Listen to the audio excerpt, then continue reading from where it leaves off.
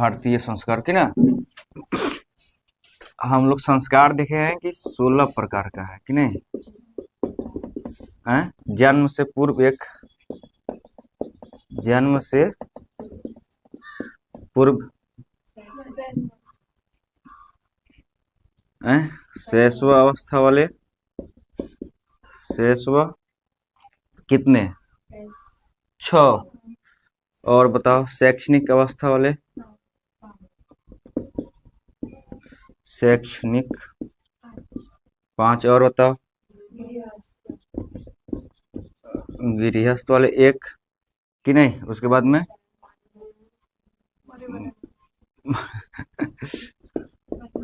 मरणोपरांत या मरणोत्तर, बैठिए कि नहीं। तो इस प्रकार से संस्कार असल में देखा जाए तो 5 प्रकार के हैं और 16 संस्कार हैं कि नहीं। 5 प्रकार के संस्कार हैं और 16 संस्कार है कि नहीं। ये है 5 1 1। हम लोगों ने देखा था जन्म से पूर्व कौन कौन है, बताइए तो, कोई बताएगा। जन्म से पूर्व 3 हैं, कौन कौन से हैं। 1 नंबर में गर्भाधान कि नहीं। उसके बाद में पुंसवन,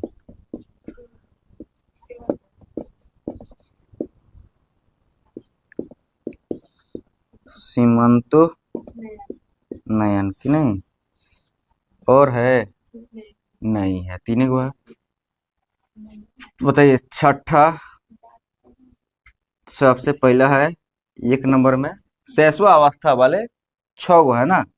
सबसे पहला है जात कर्म कि नहीं। दूसरा है नामकरण कि नहीं।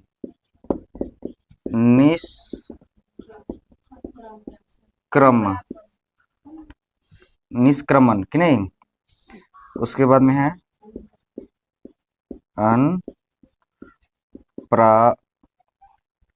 प्राशन कि नहीं, प्राशन। अब बताइए था चूड़ा कर्म। छठा है कर्ण वेधान कि ना। थोड़ा ध्यान दिया जाए। देखो भारतीय संस्कार बहुत महत्वपूर्ण है। असल देखा जाए तो भाई मान लेते हैं कि दुनिया के दूसरे देश से भारत, विश्व में तो कितने लगभग 200 प्लस देश हैं कि नहीं। 193 को तो यूएनओ में लिखे गए हैं, मतलब उसका सदस्य है, यूएन का सदस्य है 193 को देश प्रॉपर। और 200 से अधिक देश है जिसको बहुत सारे का मान्यता नहीं मिला है कि भाई ये देश है कि नहीं। उसमें से एक भारत देश है। भारत देश के बारे में किसी को सच में जानना पड़ेगा तो भारतीय संस्कार के बारे में जानना पड़ेगा कि नहीं।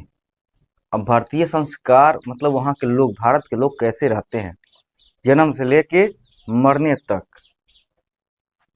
उनके जीवन में कौन कौन से अनुष्ठान होते हैं, कौन कौन से अवसर आते हैं, कौन कौन से उत्सव आते हैं, इनको जानने के लिए पूरे संस्कार को उनको देखना पड़ेगा, समझे। बहुत सारे विद्वान हैं जो 16 संस्कार मानते हैं, लेकिन बहुत सारे ऐसे भी हैं जो कहते हैं कि नहीं बहुत है। कोई कोई 32 कहता है, कोई कोई 25 कहता है, समझे। कोई कोई 32 कहता है, कोई कोई। हम लोग के धर्म ग्रंथ में जो हम लोग का मतलब देखा जाए तो सच में उसको, सच में हिंदू धर्म में, सनातन धर्म में उसको माना जाता है, उसमें 16 संस्कार हैं। अब बहुत से ऋषि मुनि ऐसे हैं लोग जो 32 भी और 25 भी कभी कोई कोई कहा है, ठीक है। हम लोग 16 संस्कार को देखने वाले हैं कि नहीं, बोलो। 16 संस्कार होते हैं और 5 भागों में बटे हैं कि नहीं। देखा जाए लिखा है भारतीय संस्कृते अन्यतमं वैशिष्ट्यं विद्यते यत् जीवने यह समय समय संस्कारा अनुष्ठिता भवन्ति। भारतीय संस्कृति में एक विशेषता है कि जीवन में यहाँ समय समय पर संस्कारों का आयोजन होता है। कोई दिक्कत नहीं ना। अद्य संस्कार शब्द सीमितो व्यंग रूप प्रयुज्यते। अद्य मतलब तो होता है कल। पाक बोलो ना, तो टनाक से बोलो। इसमें आप माइक में आवाज आना चाहिए दोस्तों। बच्चों का आवाज अगर माइक में आ रहा है तो आप लोग लाइक कमेंट करिए, ठीक है कि नहीं। लिखा है अद्य मतलब आज। संस्कार शब्द सीमित, संस्कार शब्द सीमित और व्यंग रूप में प्रयोग होते हैं। संस्कार शब्द का ज्यादा इस्तेमाल आजकल नहीं होता है, और जो भी होता है वो व्यंग रूप में होता है। व्यंग रूप में समझो कि किसी का मजाक उड़ाने के लिए, कि नहीं, उपहास करने के लिए, तंज कसने के लिए, आलोचना करने के लिए व्यंग शब्द का इस्तेमाल किया जाता है। आजकल बहुत सारे कवि हैं जो हास्य व्यंग करते हैं, समझे, राजनीतिक लोगों का व्यंग करते हैं, उन पर व्यंग करते हैं। बहुत सारे कवि ऐसे हैं, मतलब मजाक मजाक में उन पर ऐसे कटाक्ष मारेंगे कि समझो कि क्या। खूब हंसी भी आएगा और समाज का आईना भी दिखेगा कि नेता लोग कैसा है। तो उसके लिए बहुत पढ़ना पड़ता है, समझना पड़ता है, ठहर के सोचना पड़ता है। क्या आगे देखा जाए, हम लोग व्यंग करेंगे, हम लोग व्यंग करेंगे तो मारे पीट हो जाएगा, लगेगा कि भाई तो गाली दे रहा है रे। समझ रही है रोशनी, हम जो बोल रहे हैं वो समझ में भी आता है। कैसे कि हम कल ना वीडियो शूट किए और कल हम जाके ना उसको देखे वीडियो, हम कहें ये सब इसको समझ में आता है लेगा वो सब, जो हम ये सब भच्चर भच्चर भच्चर भच्चर बोल दिए। चलिए जितना हो सके उतना समझिएगा, आ रहा है ना। चलिए आगे है, किंतु संस्कृते रूप करणामिदं भारतस्य व्यक्तित्वं रचयति। किंतु संस्कृति संस्कृति उपकरण ऐसे भारत का व्यक्तित्व को रचती है। विदेशी निवसंतो भारतीय संस्कारान प्रति उन्मुखा जिज्ञासवश्च। विदेशों में रह रहे भारतीय संस्कार के प्रति उन्मुख और जिज्ञासावान है। किताब में क्यों नहीं देख रही है, शब्द का देख क्या ना देख रही है। पाठे अस्मिन् तेषां संस्काराणां संक्षिप्त परिचयो महत्वंच निरूपितम। इस पाठ में उन संस्कारों का संक्षिप्त परिचय और महत्व निरूपित हैं। का आगे देखा जाए, भारतीय जीवने प्राचीन कालतः संस्कारा महत्व धारयन्। भारतीय जीवन में प्राचीन काल से संस्कारों का महत्व है कि नहीं। भारतीय जीवन में प्राचीन काल से संस्कारों का महत्व है कि नहीं। प्राचीन संस्कृतिरेर विज्ञानम संस्कारोभ्यो जायते। प्राचीन संस्कृति का ज्ञान, प्राचीन संस्कृति का पहचान संस्कार से ही होता है। अत्र ऋषीणाम कल्पनासित यत जीवनस्य सर्वेषु मुख्यावरेषु वेद मंत्राणाम पाठ वरिष्ठानाम आशीर्वाद होम परिवार सदस्यानाम सम्मेलनम च भवेत्। यहाँ ऋषियों का कल्पना है कि जीवन के सभी मुख्य अवसरों पर वेद मंत्रों का पाठ, बड़ों का आशीर्वाद, हवन और परिवार के सदस्यों का सम्मेलन होना चाहिए। समझे। तत्र सर्वम संस्काराणामनुष्ठाने संभवति। इस प्रकार सभी संस्कारों का आयोजन संभव होता है। एवं संस्कारा महत्वम धारयन्ति। इस प्रकार संस्कार महत्व धारण करता है। किंच संस्कारस्य मौलिक अर्थ। और कुछ संस्कार का मौलिक अर्थ है, परिमार्जन रूप गुणाधान रूपश्च न विस्मृते। परिमार्जन रूप और गुणाधान रूप को नहीं भुलाया जा सकता है, भूलने योग्य नहीं है। जो संस्कार का मौलिक अर्थ है, परिमार्जन रूप समझ रहे हैं आप लोग। परिमार्जन यानी कि दोष को दूर करना, गुणाधान यानी कि गुण को आधान करना, गुण को ग्रहण करना। संस्कार का यही मतलब है बउआ, संस्कार का यही मतलब है कि दोष को दूर किया जाए जितना हो सके और गुण को आधान किया जाए। ठीक है। अतः संस्कारा मानवस्य क्रमशः परिमार्जने दोषापनयने गुणाधाने च योगदानम कुर्वन्ति। इस प्रकार संस्कार मानव का क्रमशः परिमार्जन, दोष रूप को दूर करता है और गुणों को आधान करने में योगदान करता है। समझे।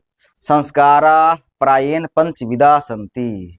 संस्कार प्राय 5 प्रकार के होते हैं। समझे। लेकिन हम लोग तो शुरुआत में चर्चा किए हैं कि बहुत लोग कहते हैं ना 32 गो है, हाय 25 गो है। हम लोग शुरुआत में बात की है कि नहीं की। तो हम लोग 16 प्रकार के संस्कार देखेंगे। सभी लोग यही मानता है कि 16 प्रकार के होता है। ठीक है। अधिकतर ग्रंथ में यही देखने को मिलता है कि नहीं, 16 संस्कार हैं।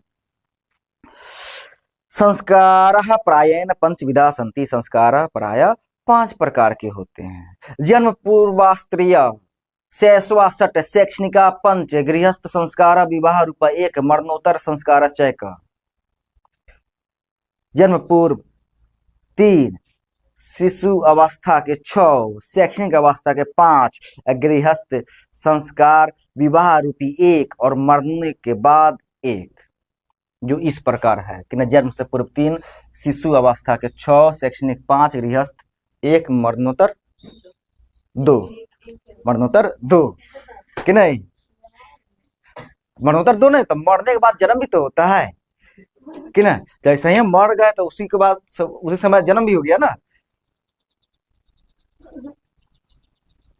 एक योनि से दूसरे योनि में वही गिन ले रही है क्या।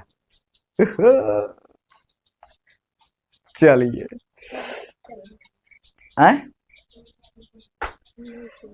कति कह रही है। बोल, तुम बहुत अच्छी लड़की है, तुम खुल के बोलती है। तुम और हंसी पर हमको नाज है, लेकिन है 3 है नाक 90 बरन चाकू कटवा चलाती है सब नाक पर। छी। आगे देखा जाए।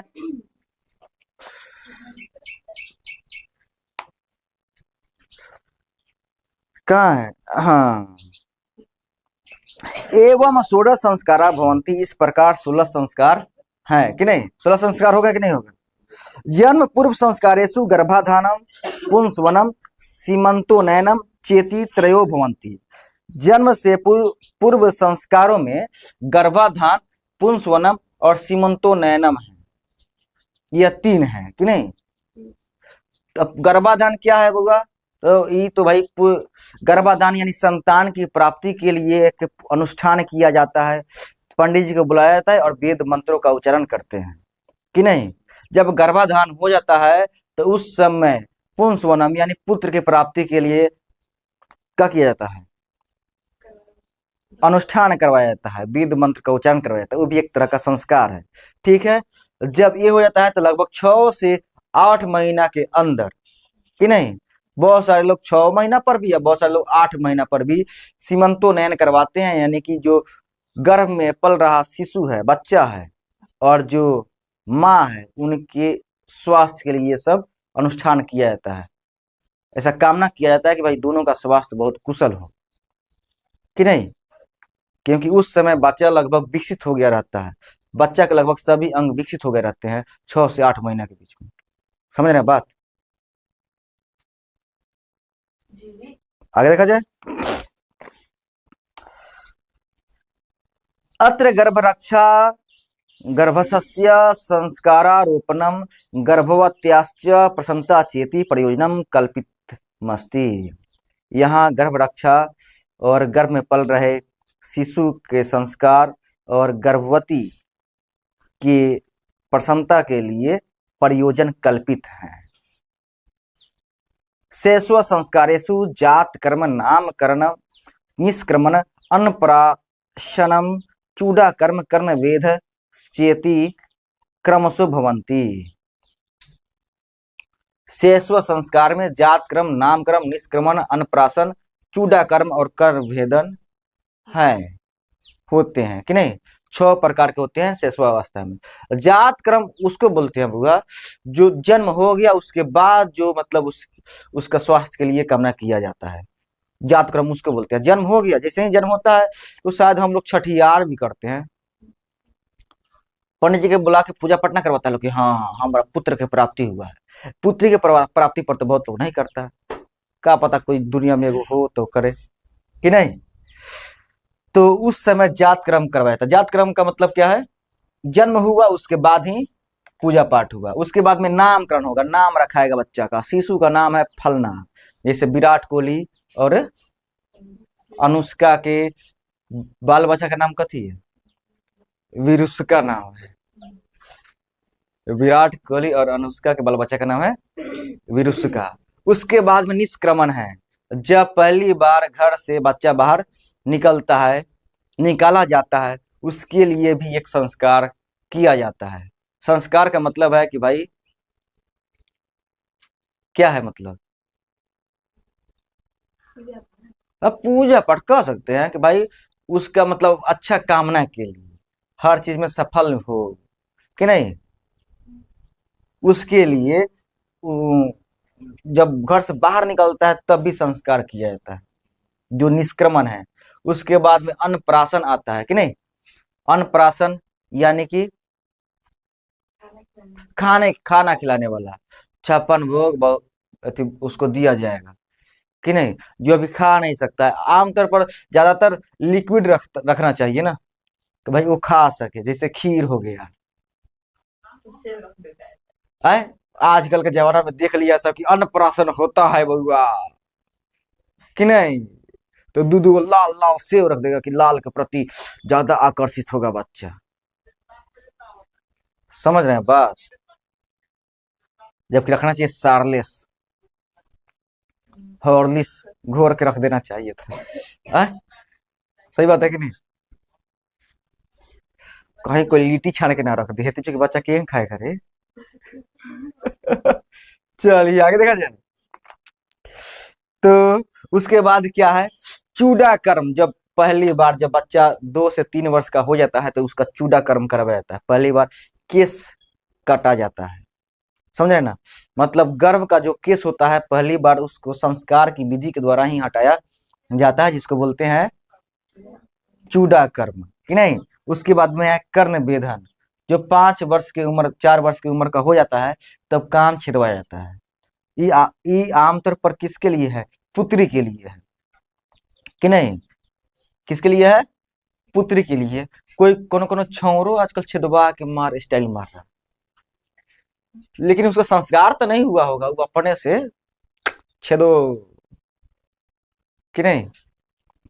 ये हाँ कोई कोई अथी होता है ना शायद, तो कान छिदाता है, जरूर कुछ देर थोथ हुए हुए रहता है।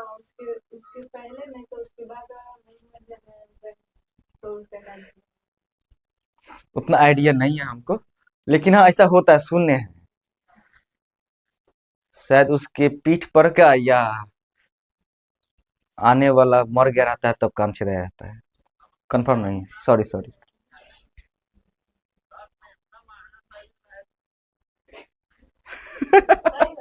हाँ ऐसा ही होता है। आगे देखा जाए, कर्ण वेधश्चेति क्रमशो भवंती, समझ गए। कोई सवाल है क्या, क्या करिए, क्या निकाल के देखे।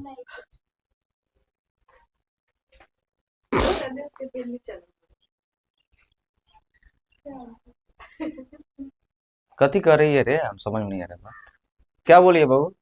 उसका जो सीधा है दूसरा देश का है, वही बोले। शिक्षा संस्कारेषु अक्षरारंभ उपनयनम वेदारंभ केशांत समावर्तन चेति संस्कारा प्रकल्पिता। देखिए शैक्षणिक अवस्था के कितने हैं, 5 है। सबसे पहले कथी है, अक्षरारंभ कि नहीं, अक्षरारंभ, अक्षरारंभ। उसके बाद में 1 नंबर में है उपनयन, तो नहीं है,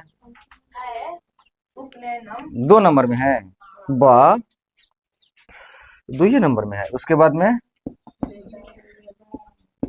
उपनयन, उपनयन संस्कार 3 नंबर में, वेदारंभ वेदारंभ है, उसके बाद में के शांत है, 6 नंबर में 5 नंबर में क्या है, समावर्तन, समावर्तन। ये 5 संस्कार हैं जो शैक्षणिक अवस्था के हैं। ठीक है, थोड़ा हम एक एक करके समझते हैं। अक्षरारंभ वो है बउआ जब पहली बार बच्चों को अंक और अक्षर का ज्ञान दिया जाता है, अक्षरारंभ वो है। उपनयन संस्कार वह है जब गुरु उसको लेकर के छात्र को, अब तो उपनयन जब पढ़ने वाला है ना तो उसको अब छात्र बोलेंगे। अब इस उम्र में 5 वर्ष, लगभग 5 वर्ष तक ये सब हो जाता है। जन्म से पूर्व शैशव अवस्था वाले जितने भी संस्कार है 5 वर्ष तक हो जाता है। 5 वर्ष के बाद में ये सब याद, मतलब ये सब शुरू होता है, शैक्षणिक अवस्था शुरू होता है। आप लोग मतलब ये भी ट्रिक से याद कर सकते हैं कि शैक्षणिक अवस्था के 5 गो संस्कार है, मतलब 5 वर्ष का, 5 वर्ष तक ये सब होता है। ई वाले समझे ना, ई वाले नहीं, ई वाले तो तब चलता है 22 वर्ष तक ले चलता है। लड़कियों में बहुत कम उम्र में लगभग 16-18 तक चलता है, लड़कों में 22 वर्ष तक ये सब चलता है। समझे, 5 से शुरू होता है और 22 तक ले चलता है। समझे, तो कहने का मतलब ये है कि जो अक्षरारंभ है ये अक्षर और अंक का ज्ञान दिया जाता है पहली बार गोदी में बैठा कर। बहुत पढ़का देखो देखो, लमका डांटा, अंडा, पोंछ, ऐसे होता है ना, सिपाही के डांटा, मुर्गी के अंडा, बकरी के पूंछ, ऐसे लोग कहता है, सिखाता है लोग का। उपनयन संस्कार में क्या होता है, गुरु उसको अपने पास लेकर जाते हैं, अपने घर में लेकर जाते हैं, अपने कुटिया में लेकर गुरु उस छात्र को लेकर जाते हैं, वेदारंभ करते हैं। वेदों का असल में पाठ मतलब शिक्षा, जो शिक्षित है प्राचीन काल में माना जाता है, जो शिक्षित है यानी कि वो वेदों का ज्ञान उसके पास है कि नहीं। उसके बाद आता है केशांत। केशांत जब वहां से लौटना है, जब शिक्षा पूर्ण हो गया, केशांत में एक आता है क्षौर कर्म। केशांत में ही क्या आता है, क्षौर कर्म। केशांत में ही आता है क्षौर कर्म। क्षौर कर्म मतलब वही बाल काटना, नाखून काटना, समझ रहे हैं ना। क्षौर कर्म में बाल काटना, नाखून काटना शामिल है। तो पहली बार जब उपनयन संस्कार हुआ, मतलब गया गुरु के कुटिया में कि नहीं, उसके बाद वहां से आएगा ना तो फिर से टकला होना है, उस संस्कार को क्या बोलते हैं, केशांत। वो प्रॉपर मंत्रोच्चारण के द्वारा ही ये सब किया जाता है, केशांत संस्कार। उसके बाद में समावर्तन है कि गुरु के कुटिया से घर लौट जाने को क्या बोलते हैं, समावर्तन। समावर्तन का अर्थ ही होता है लौट जाना। समझ रहे हैं बात। और हो गया लगभग ये पुरुषों में 22 वर्ष तक होता है। क्या पता कोनो बदमाशी करे तो उसका 18 वर्ष में गुरु भेज दे रहे हैं घरे, ये भी हो सकता है कि नहीं। समझे कि नहीं समझे। आजकल तो होना संभव नहीं है, प्राचीन समय में होता था, राजा महाराजा लोग ऐसा करता था। आप लोग देखिएगा कहाँ क्या बोलते हैं, रामायण में, रामायण में पूरा मतलब कि दिया है, बाल लीला में आप देखिएगा तो पूरा ये सब उनमें उसमें दिखाया गया है। आगे पढ़ा जाए क्या, कुछ समझ में नहीं आ रहा होगा हमको लग रहा है। चलो ठीक है, आ रहा है तब तक होना दिखते नहीं है। कहाँ पर हम लोग पढ़ गए, शिक्षारेषु अक्षरारंभ उपनयन वेदारंभ केशांत समावर्तन चेति संस्कारा प्रकल्पिता। शिक्षा संस्कारों में अक्षर का आरंभ, उपनयन, वेदारंभ, केशांत और समावर्तन संस्कार प्रकल्पित हैं। अक्षरारंभे अक्षर लेखनम अंक लेखनम च शिशु प्रारभते। अक्षर आरंभ में अक्षर लेखन और अंक लेखन शिशु को सिखाया जाता है, शिशु शुरुआत करता है, प्रारभते।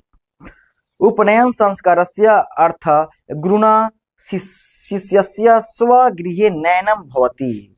उपनयन संस्कारस्य, उपनयन संस्कार का अर्थ गुरु के द्वारा शिष्य को अपने घर लाया जाता है। लाया जाना होता, उपनयन संस्कार में गुरु के द्वारा अपने घर शिष्य को लाया जाना होता है। तत्र शिष्य शिक्षा नियमान पालनम अध्ययनम करोति। तत्र शिष्य, वहाँ शिष्य, शिक्षा नियमान पालनम, शिक्षा नियमों का पालन कर अध्ययनम करोति, अध्ययन करता है। वहाँ शिष्य शिक्षा नियमों को पालन कर अध्ययन करता है। हो गया, तनी तनी समझ में आ रहा होगा।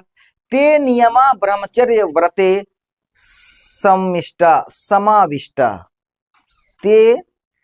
ते नियमा ब्रह्मचर्य व्रते समाविष्टा, वे नियम ब्रह्मचर्य व्रत में शामिल हैं। प्राचीन काले शिष्य ब्रह्मचारी इति कथ्यते स्म। प्राचीन काल में शिष्य ब्रह्मचारी ऐसे कहलाते थे। प्राचीन काल में शिष्य ब्रह्मचारी ऐसे कहलाते थे। गुरु गृहे एवं शिष्य वेदारंभम करोति स्म। गुरु घर में ही, हंसना नहीं है, गुरु घर में ही शिष्य वेदारंभ, वेदों का आरंभ करते थे। समझ रहे हैं बात? वेदा नाम महत्वम प्राचीन शिक्षायाम उत्कृष्टम मन्यते स्म। वेदों का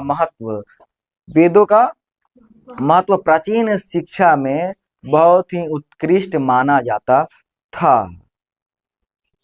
केशांत संस्कारे गुरु गृहे एवं शिष्यस्य प्रथमम क्षौर कर्म भवति स्म। केशांत संस्कार में गुरु घर में ही शिष्य का प्रथम क्षौर कर्म होता था। क्षौर कर्म समझ रहे ना? बाल काटना, नाखून काटना, ये सब क्षौर कर्म है। आमतौर पर ये भी होता है ना, नाई लोग आता है लोग, और शादी ब्याह में आए, जब किसी का मृत्यु हो जाता है, देहांत हो जाता है, तब उसके घर में ऐसा, मतलब वो लोग आता है क्षौर कर्म करने। नहीं समझे? तो केशांत संस्कार कब होता है? जब वह शिक्षा ग्रहण कर लिया है, पूर्ण शिक्षा उसको मिल गया है, तब वो वहां से गुरु के कुटिया से वो बाहर निकलेगा, तब केशांत संस्कार होगा। केशांत का मतलब ही है केस को अंत कर देना है। समझे? आगे देखा जाए, लिखा है क्या? केशांत संस्कारे गुरु गृहे एवं शिष्यस्य प्रथमम क्षौर कर्म भवति स्म। केशांत संस्कार में गुरु घर में ही शिष्य का प्रथम क्षौर कर्म होता था। अत्र गोदान मुख्यम कर्म, यहाँ गोदान मुख्य कर्म था, मुख्य कर्म होते थे। अतः साहित्य ग्रंथेषु अस्य नामांतरम गोदान संस्कारोपि लभते। यदि मिटा गया है इसमें ना, मिटा हटता है तनका। बहुत चाड़ी लग, अच्छा बहुत ध्यान से पढ़ रहे हैं आप लोग, इतना फुल फोकस में है। क्या बात है, very good very good very good. चलिए, ध्यान देने वाला बात है। नहीं, तुम चारों का था, उसको तुम पीठ हो रही है। ये जो सिस्टम था ना, तुम चारों का था, इसको क्यों पीठ ठोक रही है तुम?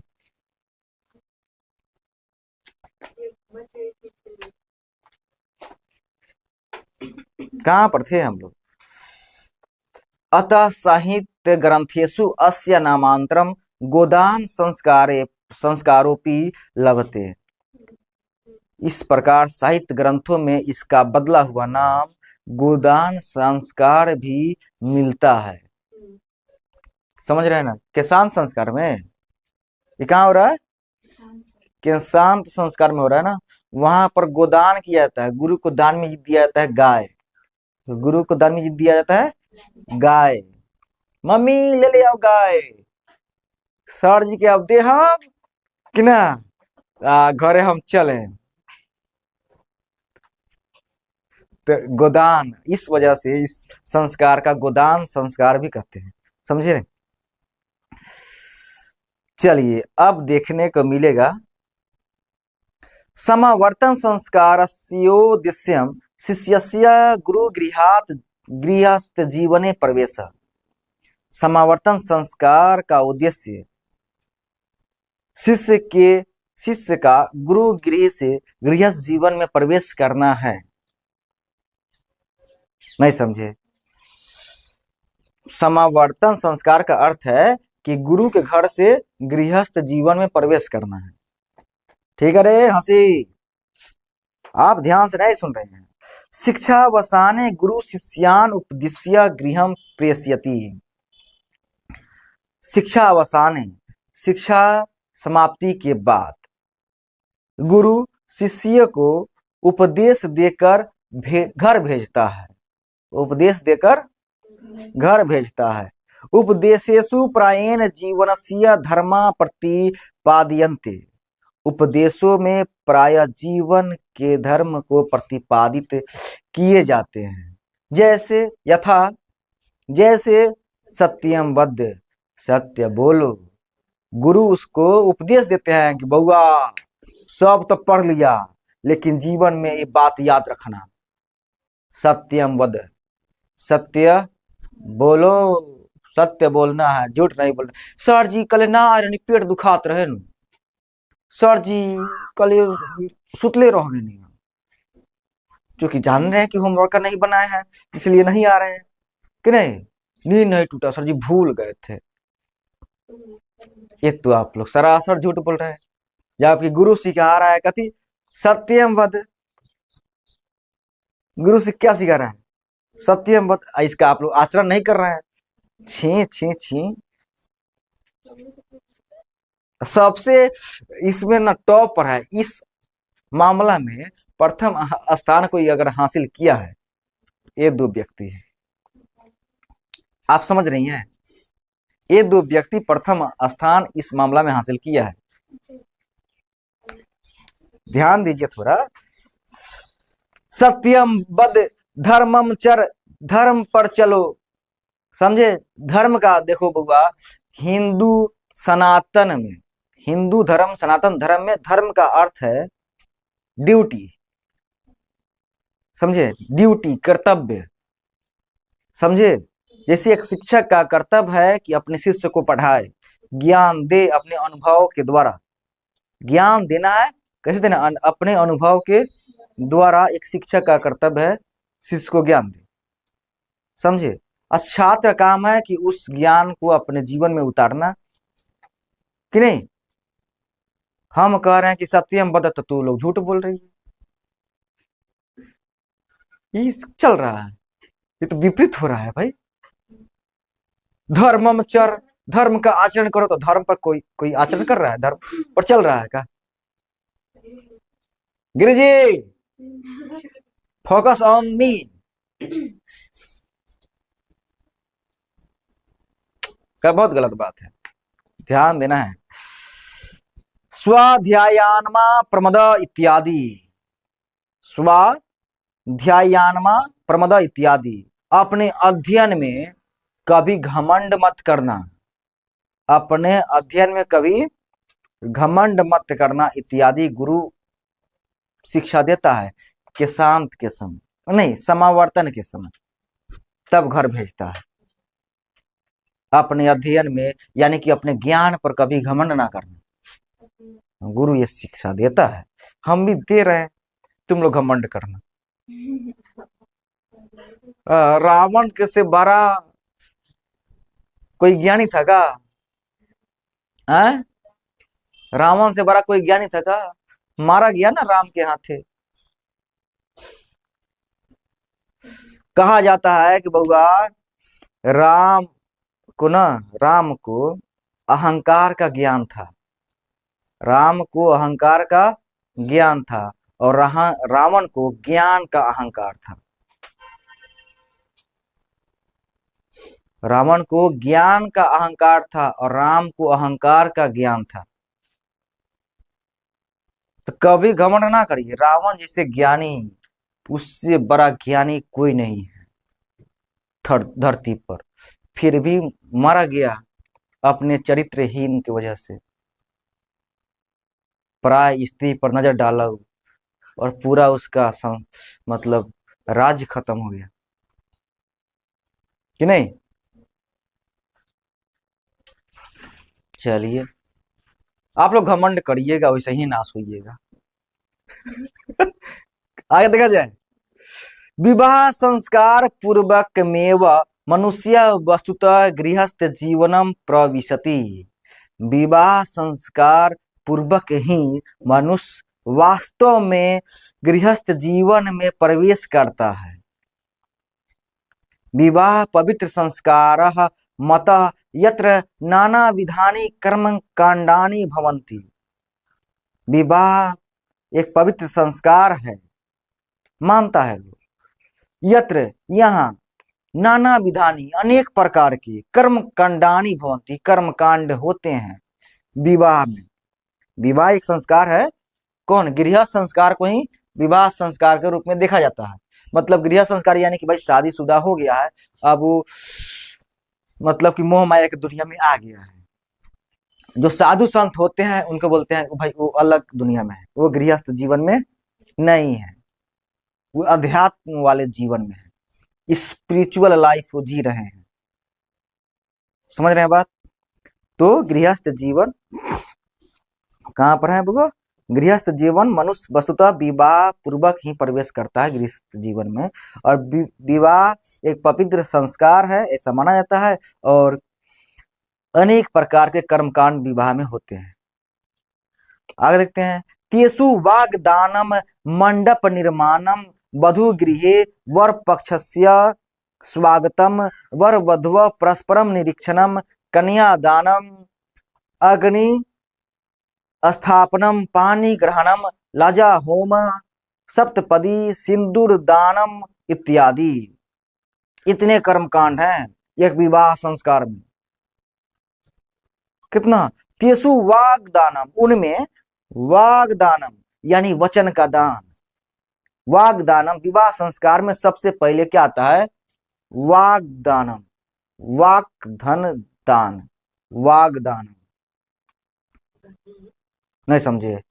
वचन का दान, मैं तुमसे शादी करूंगा, तुम मुझसे शादी करना, ये वचन का दान किया जाता है।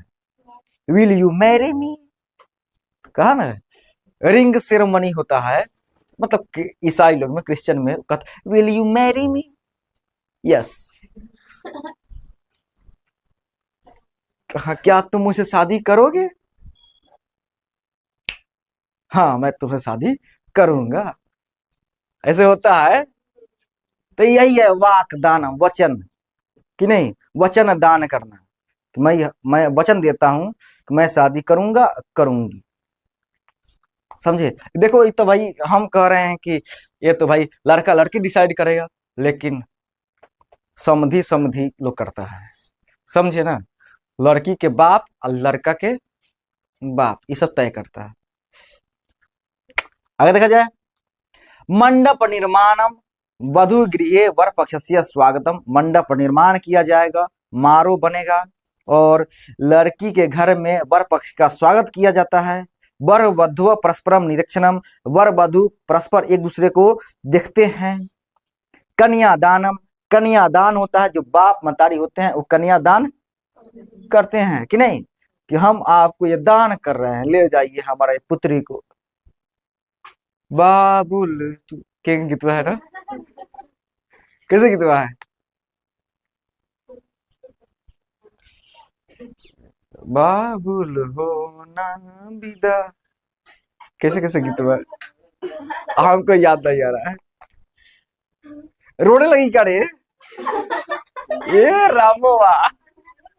तो कहने का मतलब ये है कि क्या है, कन्यादान। कन्यादान बहुत डेंजर है, इसमें बहुत लोग रो देता है कि नहीं। उसके बाद में अग्नि स्थापनम, अग्नि का स्थापना किया जाता है। ध्यान देना, हंसना होना, तुम लोग देखना किसी का शादी हो ना, देखना होगा, बहुत लोग रोता है, मतलब सिस्टम अच्छा नहीं है। अग्नि स्थापनम, अग्नि का स्थापना किया जाता है। पानी ग्रहणम, पानी ग्रहण, देख लो इसमें पानी ग्रहणम कौन दिया है, कौन पानी लिखा है? तो ये वाला पानी लिखा है ना, ये पानी का मतलब होता है हाथ, समझ रहे ना?